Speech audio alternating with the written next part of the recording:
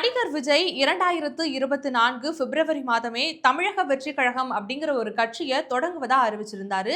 அதற்கு ஒரு சில மாதங்களுக்கு முன்னாடியே மக்கள் இயக்க பணிகள்ல தீவிரம் காட்டியும் வந்திருந்தாரு. அதே போல 2026 சட்டமன்ற தேர்தல்ல தாவேக கண்டிப்பாக வெற்றி பெற்று தமிழகத்துல நினைக்க முடியாத பல மாற்றங்கள்ல நிகழ்த்துவோம் அப்படிங்கிற மாதிரியான பல அறிவிப்புகளையுமே கொடுத்திருந்தாரு. அதன் அடிப்படையில கடந்த அக்டோபர் மாதம் தாவேகாவினுடைய முதல் மாநாடு ஒரு பிரம்மாண்ட மாநாடாக விக்கிரவாண்டியில நடைபெற்றுச்சு. அந்த மாநாட்டில் பங்கேற்ற நடிகர் விஜய் அவர்கள் என்ன சொல்லியிருந்தார் அப்படின்னா, கொள்கை எதிரி பாஜக, அரசியல் எதிரி திமுக அப்படிங்கிற ஒரு விஷயத்த ரொம்ப அழுத்தம் திருத்தமா அந்த மேடையில தெரிவுபடுத்தி இருந்தாரு. இதற்கிடையில தாவேகாவினுடைய முதல் மாநாடு விக்கிரவாண்டியில ரொம்ப ஒரு கோலாகலமா நடைபெற்றுச்சு.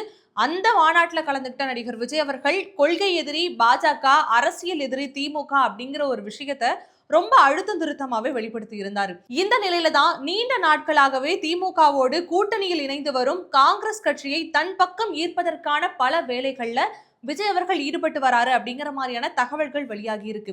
ஒருவேளை காங்கிரஸ் திமுகவை கைவிட்டு தாவேகாவோட கைகோர்க்கிறாங்க அப்படின்னா திமுக சார்பில் இருக்கக்கூடிய பல மதவாத கட்சிகளும் அவர்களுடைய அந்த சப்போர்ட் எல்லாமே தாவேகாவுக்கு வரும் அப்படிங்கிற மாதிரி விஜய் அவர்கள் அரசியல் யூகமா கணிச்சிருக்காருன்னே சொல்லலாம். அதற்காக தன்னுடைய நீண்ட நாள் நண்பரான ராகுல் காந்தி அவர்களை விஜய் அவர்கள் டெல்லிக்கு நேரடியா போய் சந்திக்க போறாரு. அதற்கான தீவிரமான பணிகள்ல தான் விஜய் அவர்கள் இப்போ ஈடுபட்டு வராரு அப்படிங்கிற மாதிரி அரசியல் வட்டாரங்களிலே பேசப்படுது.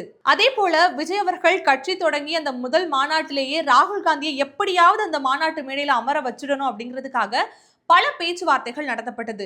ராகுல் காந்தி அவர்களுமே அந்த முதல் மாநாடு நடந்து கொண்டிருந்த அந்த சமயத்திலேயே போன் பண்ணி விஜய் அவர்களுக்கு நேரடியா வாழ்த்துக்கள் தெரிவிச்சாரு. ஆனா அந்த மாநாட்டு மேடையில ஏறுவதற்கு அந்த விஷயத்தை மட்டும் ராகுல் காந்தி அவர்கள் மறுத்திருக்காரு. விஜய் அவர்கள் கட்சி தொடங்குவதற்கு கிட்டத்தட்ட 15 ஆண்டு காலத்திற்கு முன்பாகவே இருவரும் நேரில் சந்தித்ததாகவும் அன்றிலிருந்து இன்று வரைக்கும் அந்த இருவருக்குள்ளான ஒரு நட்பு ஒரு நல்ல நட்பா தொடங்கிட்டு இருக்கு. சோ அதனால ராகுல் காந்தி கிட்ட விஜய் அவர்கள் சந்திக்கிறதுக்கான அந்த நேரத்தையும் கேட்டிருக்காரு. அது தொடர்பாக ராகுல் காந்தியுடைய அலுவலகத்துல அதற்கான பேச்சுவார்த்தைகள்லாம் நடந்து வருது அப்படிங்கிற மாதிரியும் சொல்லப்படுது. விஜய் அவர்கள் காங்கிரஸை வச்சு ஒரு பிளான் பண்ணா விஜய வச்சு ராகுல் காந்தி சைட்ல ஒரு மாஸ்டர் பிளான் போட்டிருக்காரு. என்ன அப்படின்னா காங்கிரசும் திமுகவும் கைகோர்த்திருப்பதன் மூலமாக தமிழ்நாட்டுல மட்டும்தான் காங்கிரஸ்க்கு அதற்கான செல்வாக்கு இருக்கு. ஆனா கேரளால எடுத்துக்கிட்டோம் அப்படின்னா அடுத்தடுத்து கம்யூனிஸ்ட் கட்சிகள் தான் ஆட்சியை கைப்பற்றிட்டு வராங்க அப்படிங்கிற சமயத்துல எப்படியாவது அந்த இடத்துல ஒரு ஆட்சி மாற்றம் வேண்டும். அதற்கு ஒரு நல்ல ஒரு செல்வாக்குள்ள அரசியல் தலைவர் நம்ம கைவசம் இருக்காங்க அப்படின்னா கண்டிப்பா கேரளாவில் ஆட்சி மாற்றம் அப்படிங்கிறது நடக்கும் அப்படிங்கிறத முன்கூட்டியே கணிச்ச ராகுல் காந்தி அவர்கள் அதற்கான ஒரு விஷயத்துல தான் இந்த விஜய் அவர்களோட பேச்சுவார்த்தையில ஒருவேளை ஒத்துப்பாரோ அப்படிங்கிற மாதிரியான விஷயங்கள் பேசப்படுது. விஜய் அவர்கள் கட்சி தொடங்கிய உடனே கேரளாவில் அதற்கான மிகப்பெரிய வரவேற்பு இருந்துச்சு. சோ விஜய் அவர்களுக்கு கேரளாவில் ஒரு நல்ல வரவேற்பு இருப்பதை உணர்ந்து கொண்ட ராகுல் காந்தி ஒருவேளை விஜயோட கை கோர்க்கலாம் அப்படிங்கிற மாதிரியும் அரசியல் வட்டாரங்கள்ல தற்பொழுது நம்பப்படுது. இது தொடர்பாக தமிழ்நாடு காங்கிரஸ் கமிட்டி தலைவர் செல்வ பெருந்தகை கிட்ட இவருடைய சந்திப்பு குறித்து கேட்டபொழுது எனக்கு இப்போ வரைக்கும் அது தொடர்பான எந்த தகவலும் கிடைக்கல, நீங்க தெரிஞ்சா எனக்கு சொல்லுங்களேன் அப்படிங்கிற மாதிரி இந்த இடத்துல செல்வ பெருந்தகையுமே ஒரு செக் வச்சு பேசியிருக்காரு.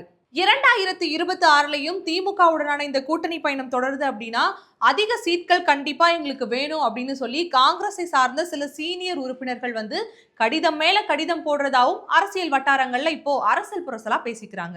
சில தினங்களுக்கு முன்னாடி காமராஜர் பத்தி திருச்சி சிவா அவர்கள் பேசின கருத்துக்கு வழக்கம் போல அமைதியா இல்லாம ஜோதிமணி மற்றும் மாணிக்கம் தாகூர் அவர்கள் தற்பொழுது எதிர்வினை ஆற்ற தொடங்கி இருக்காங்க. சோ இந்த சூழ்நிலையை தாவேகா தங்களுக்கு சாதகமாக பயன்படுத்தி கொள்கிறார்களோ அப்படிங்கிற ஒரு விஷயமும் அரசியல் வட்டாரங்கள்ல அரசியல் புரசலா பேசப்படுது.